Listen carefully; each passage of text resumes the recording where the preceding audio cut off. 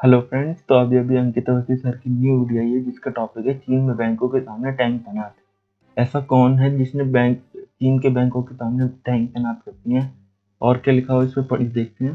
47.9 हजार करोड़ के रुपए का घोटाला उजागर।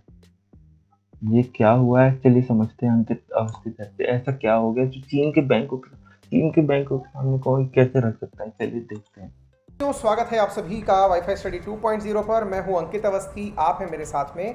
एक अत्यधिक महत्वपूर्ण घटना पर चर्चा करने के लिए। घटना है इस समय चीन की घटना एक बाहर निकल कर आ रही है कि यहाँ की बैंकों के सामने टैंक तैनात कर दिए गए हैं।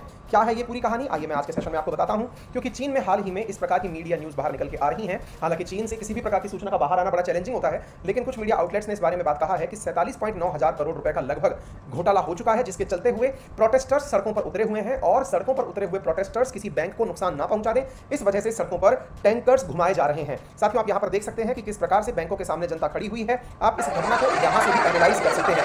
यहां पर आपको बैंकों के बाहर जनता दिखाई दे रही होगी, जिन्हें प्रोटेस्टर्स के रूप में समझा जा सकता है। सिक्योरिटी एजेंसीज उन्हें वहां से हटाने का प्रयास कर रही हैं। यहाँ पर लोग बैंकों के सामने प्रदर्शन कर रहे हैं, उन्हें खींच कर पीछे ले जाया जा रहा है। अब बैंकों के सामने ये प्रदर्शन क्यों हो रहा है, जैसा कि आप यहाँ पर न्यूज़ में देख सकते हैं, ये 10 जुलाई का रिकॉर्डेड वीडियो है जिसके अंदर ये जानकारी निकल कर आई है। तो बड़ा सवाल बनता है, तो आइए इसके बारे में थोड़ा सा मैं आपको बैकग्राउंड बताता हूँ।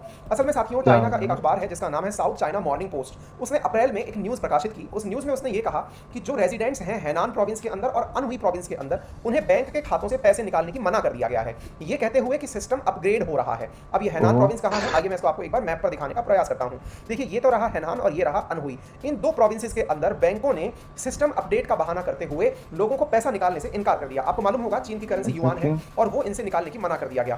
बैंक के अंदर जो डिपॉजिट्स थे, यहाँ पर आप देख सकते हैं इन बैंकों का नाम, जिनमें से जिनमिशिंग village bank, Shanghai humanity county bank, अब चाइनीज नाम है ये, Zhecheng Hangwai community bank, new oriental county bank है ना, और कैफिन in Hainan province, Wuzhen Hankai, ये जो सारी बैंक आपको दिखाई दे रही हैं, इन बैंकों ने अपने यहाँ से पैसा निकालने से इनकार करते हुए कहा कि अभी सिस्टम अपग्रेड कर रहे हैं, थोड़े समय बाद निकालिएगा। लेकिन फिर मीडिया आउटलेट्स में ये न्यूज़ आना शुरू हुई कि इन्होंने अपने पैसे को गंवा दिया है, क्योंकि कुछ ना कुछ बैकग्राउंड में लॉसेज हुए हैं, जिसकी वजह से चीजें पता नहीं चल रही हैं। लोगों में एक पैनिक क्रिएट हुआ और लोग अपने पैसे निकालने के लिए बैंकों के सामने एकत्रित होने शुरू हुए। बाद में जब बैंकों के सामने प्रोटेस्टर्स एकत्रित होने शुरू हुए तो चाइनीज सरकार ने सड़कों पर टैंक चलवा दिए। आप ये देख सकते हैं यहाँ पर चाइना वालों ने अपने टैंक लगाए जो कि प्रोटेस्टर्स के सामने और ये बैंक के सामने आपको दिखाई पड़ रहा होगा। अब आपके दिमाग में सवाल आएगा कि टैंक तो दुश्मनों से लड़ने के लिए काम में ली जाने वाली चीज है, चाइना में सड़कों पर टैंक क्या कर रहा है। असल में इसकी कहानी कुछ इस प्रकार से है।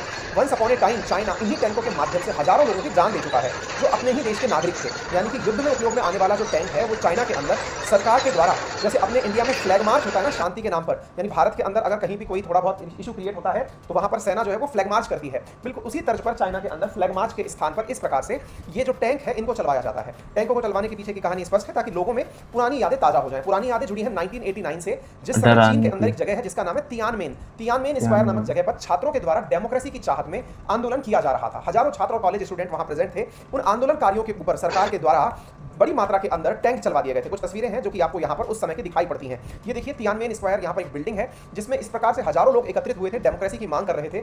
उन लोगों के ऊपर सरकार के द्वारा इस प्रकार से टैंक जो है वो चलवा दिए गए थे, यानी लोगों को टैंकों से रौंद दिया गया था। रौंदने के बाद में यानी कि एक तरह से लोग जो बैठे हुए हैं इनको रौंद दिया गया था। तथ्यात्मक जानकारी जो चीन की है वो ये है कि इस घटना में 3000 लोगों की जान गई थी, लेकिन मीडिया आउटलेट्स जो है, जो यूरोपियन मीडिया है, वो कहता है कि यहाँ पर लगभग 10,000 से ज्यादा लोगों की जान गई थी। असल में ये जो घटना है इसे चीन के किसी भी मीडिया अखबार में अब कवर नहीं किया जाता, ना ही किसी जगह पर इसे शो किया जाता है। अखबारों को पूरी तरह से ब्रिटिश आर्काइव्स बताती हैं कि देखिए ये टैंक जो है, ये सबूत है इस घटना के किस प्रकार से लोगों के ऊपर टैंक चढ़ाए गए थे।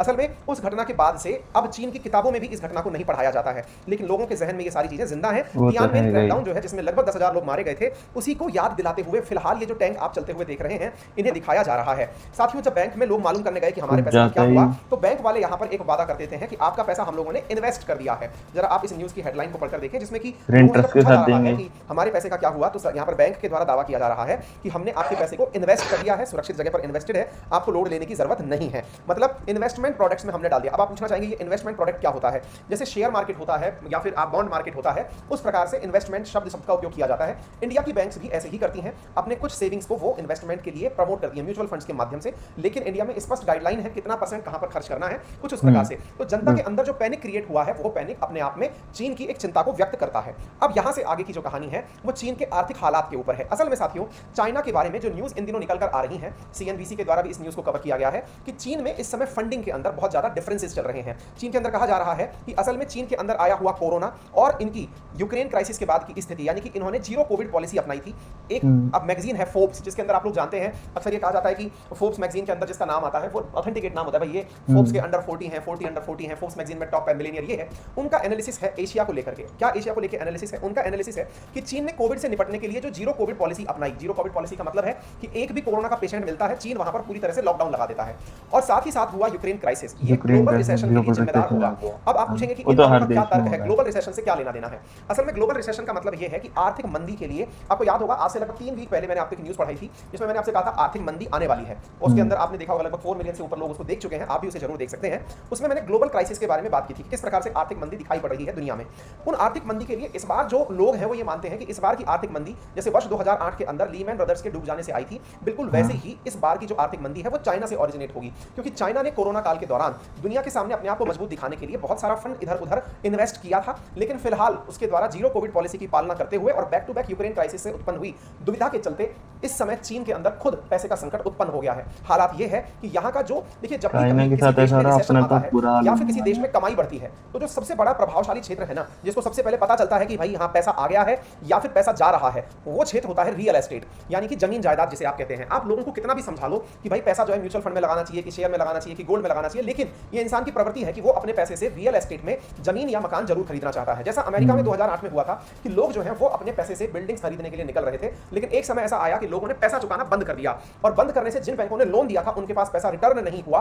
रिटर्न नहीं होने से बहुत बड़ी बैंक जो है वो डूब गई और उसके डूबते ही पूरी दुनिया के अंदर आर्थिक मंदी आ गई। चीन में भी कुछ ऐसा ही इन दिनों हो रहा है। चीन में क्या हो रहा है कि आपको मालूम होगा, चीन के अंदर मैंने कुछ दिनों पहले भी आपको एक न्यूज़ पढ़ाई थी जिसमें आपको बताया था कि वहां की एक बहुत बड़ी इन्वेस्टमेंट इंफ्रास्ट्रक्चर निर्माण करने वाली कंपनी है जिसके बहुत सारे एसेट्स जो है वो दब गए हैं या फिर उनको पेमेंट नहीं मिल रहा है। असल में चीन में भी इन दिनों जो रियल एस्टेट है यानी बिल्डिंग्स जो है उनके ऊपर रिसेशन का भाव आ गया है। मतलब एक तरह से जो बिल्डिंग्स बन चुकी हैं उन्हें परचेज करने के लिए लोग नहीं मिल रहे हैं, या फिर लोग परचेज तो कर ले रहे हैं, उसके बदले में जो लोन उन्होंने लिया था उसे नहीं चुका रहे हैं। कारण जब लिया था, मान लीजिए उस समय 1 करोड़ का था, अब उसका भाव घट करके 90 लाख रह गया, तो लोगों को लगता है कि अगर पैसे नहीं भी चुकाए तो क्या फर्क पड़ रहा है, अपन ने तो इस मकान को ले ही लिया।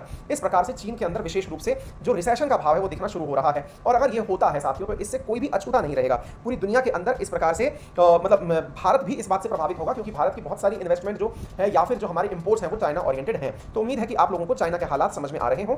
चाइना के अंदर जो इस समय इकोनॉमी की स्थिति है इसको लेकर के बहुत सारे इकोनॉमिस्ट अपने द्वारा पहले ही चिंता व्यक्त कर चुके हैं। लोगों का कहना है कि चाइना के अंदर चूंकि ओपननेस नहीं है, कोई भी बात खुलकर सामने नहीं आ पाती, इस बारे में ये पता नहीं चल पाता कि ये बबल कब फटेगा, लेकिन जब उसके अंदर के हालात इस प्रकार के पोस्टर्स में निकल के आते हैं तो चिंता होना लाजमी है। उम्मीद है कि आप लोगों को ये बात समझ में आ गई हो। यहाँ पर आप देख सकते हैं 15 जुलाई को अल जजीरा ने भी इसे इस प्रकार से कवर किया था, China economic slow sharply fanning global recession. मैं आपको आज से 3-4 वीक पहले ग्लोबल रिसेशन के बारे में बोल चुका था। ग्लोबल रिसेशन की तैयारियां शुरू कर दीजिए क्योंकि आने वाले 6 महीने के भीतर कुछ बड़ा संकट आने वाला है। तो उम्मीद है कि आप सभी साथियों को ये जानकारी समझ में आई हो। अगर आई हो तो सेशन को शेयर कर दीजिए, वीडियो को लाइक कर दीजिए, सभी साथियों को अवेयर कर दीजिए। फिलहाल के लिए एक जरूरी जानकारी मैं आपके साथ कर रहा हूं और वो ये है कि 23 जुलाई यानी शनिवार के दिन सुबह 11 बजे आपके साथ में मैं एक फ्री स्पेशल क्लास में, जिसमें आप और हम दोनों बैठ करके एक यूपीएससी टॉपर जिनका नाम विशाल धाकड़ है, इनका इंटरव्यू कंडक्ट करेंगे। उस इंटरव्यू में आपके दिए हुए सवाल मैं इनसे पूछूंगा, जिनसे पूछा जाएगा कि आपने ये रैंक कैसे हासिल की, क्या प्रिपरेशन स्ट्रेटेजी थी, किस प्रकार से आपने अपनी तैयारी को समय के साथ मैनेज किया, कौन से ऑप्शनल सही रहेंगे या फिर प्रिपरेशन के लिए कितना समय निकालना उचित रहेगा, आदि आपके प्रश्नों का जवाब यहाँ पर मैं आप तक पहुंचाऊंगा। साथियों, इस सेशन के लिए आप अपने आप को एनरोल कर सकते हैं। एनरोल करने के लिए आपको लिंक कमेंट बॉक्स में दे दिया जाएगा, आप वहां पर एनरोल अपने आप को कर लीजिए। ये फ्री सेशन है जिसके लिए आपको मेरा रेफरल कोड अंकित 10 यूज करना होगा। साथियों, अंकित 10 रेफरल कोड असल में तो अनअकैडमी के कोर्स परचेज करने पर 10% का डिस्काउंट दिलाता है, लेकिन 22 तारीख तक 20% डिस्काउंट ऑफर किया जा रहा है सभी प्रकार के सब्सक्रिप्शंस पर, including SSC, banking, railway, UPSC etcetera. UPSC के अंदर आप लोगों का जो 12 मंथ का सब्सक्रिप्शन है वो 55,000 में कॉम्बो के रूप में दिया जा रहा है। प्रीलिम्स, मेंस और ऑप्शनल तीनों चीजें एक ही सब्सक्रिप्शन के अंदर आपको दी जा रही हैं। आप इसे ज्वाइन कर सकते हैं। इस ऑप्शनल के साथ साथ आपको 20 बुक्स प्रिंटेड फॉर्म में भी दी जा रही हैं। कोर्स पूरी तरह से आपको लाइव भी मिलता है, रिकॉर्डेड भी ऑप्शन, मतलब जो क्लासेस निकल जाती हैं वो रिकॉर्डेड फॉर्मेट में भी आपके लिए पूरे टाइम जब तक आपका सब्सक्रिप्शन रहता है वो अवेलेबल रहती है। किसी भी प्रकार की तकनीकी सहायता के लिए आप हमारी टेक्निकल टीम को 7878158882 पर कॉल कर सकते हैं। थैंक यू सो मच, अपना ख्याल रखें। काफ़ी अच्छा कोर्स होता है अनअकैडमी का, जिसको लेना चाहे वो ले सकते हैं, जो पढ़ते हैं स्टूडेंट्स वो ले सकते हैं। और बाकी अंकित अवस्थी ने जो पढ़ा है वो तो बढ़िया है ही। हमें इस टॉपिक अच्छा था कि हाँ भाई चाइना इतना क्रूर हो रहा है, अपने लोगों के ऊपर, मतलब लोगों के ऊपर नहीं, मतलब लोगों को डराने के लिए टैंक चला रहा है तो ये गलत बात। अब पर वो चाइना है तो चाइना है, अब हम क्या ही कर सकते हैं। चलिए इसी के साथ मैं मिलता हूँ आपको नई वीडियो में। Okay bye.